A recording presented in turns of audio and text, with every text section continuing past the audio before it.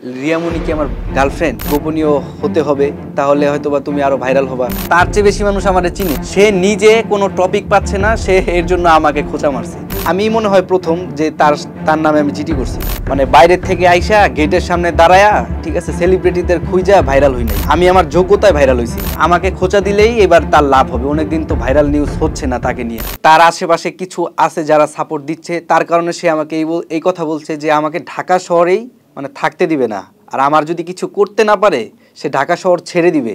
এত বড় কথা। একটা মানুষ আপনার এমপির ইলেকশন করে, গুলশান থানায় করছে, অমুকখানে যাই হোক, সে অনেকটা তার আইডিয়া আছে। সে যাই না শুই নাই কিন্তু আমাকে বলছে, ঠিক আছে। এখন আমি তো নিরুপায় হয়ে আমি থানায় গেছি, থানায় গিয়ে তার নামে জিডি করছি।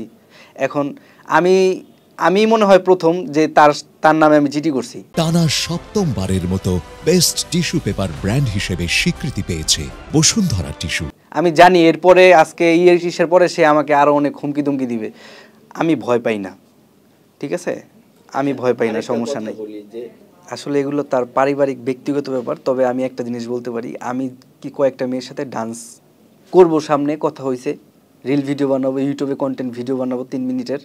তো সেইখানে সেই মেয়েদেরকে উনি বিভিন্ন কুপরামর্শ দিছে, প্রস্তাব দিছে, আমার সাথে ভিডিও করো।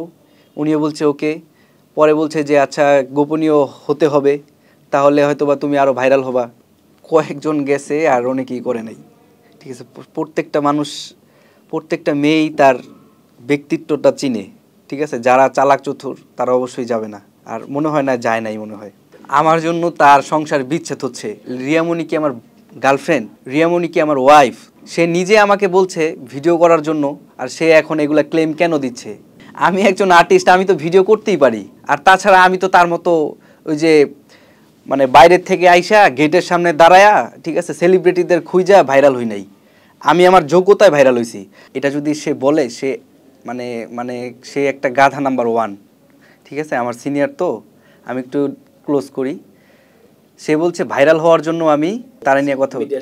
তার ইউটিউব চ্যানেলে কোন ভিডিওটা আছে যেটা 20 মিলিয়ন 30 মিলিয়ন? আমার এক ভিডিও 60 মিলিয়ন মানে 6 কোটি প্লাস। আমার এমন অনেক ভিডিও আছে। আমার গান যে কত হিট সেটা নিজেও দেখছে, জানে। তার চেয়ে বেশি মানুষ আমারে চিনে, কিন্তু সে কন্ট্রোভার্সিতে জড়ায়, সেটা আমি পারি না। আর আমার তো তার মতো আজে বাজে এগুলো করার দরকার নাই। আমার একটা কন্টেন্ট, আমি ক্যামেরা ইউজ করি A7 Mark IV, ঠিক আছে। আমি ভালো ক্যামেরা ইউজ করি। আমার একটা ক্যামেরাম্যান আছে, সাইডে লোক থাকে। ভিডিও আগে রিহার্সেল করি, এডিটিং করি, তারপর হচ্ছে শ্যুট করি, পরে হচ্ছে ভিডিওটা পাবলিশ করি।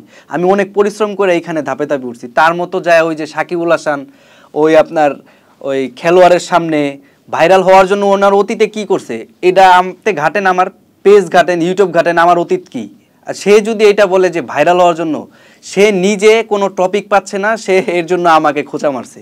এখন আপনারা হয়তো বা আমাকে চিনেন না, যারা আমাকে চিনে, যারা আমাকে দেখে, সে আমাকে ভালোভাবে চিনে, ঠিক আছে। এর জন্য সে ভাবছে যে আমাকে খোঁচা দিলেই এবার তার লাভ হবে। অনেকদিন তো ভাইরাল নিউজ হচ্ছে না তাকে নিয়ে, এর জন্য সে আমাকে এইটা ওইটা ক্লেম দিচ্ছে।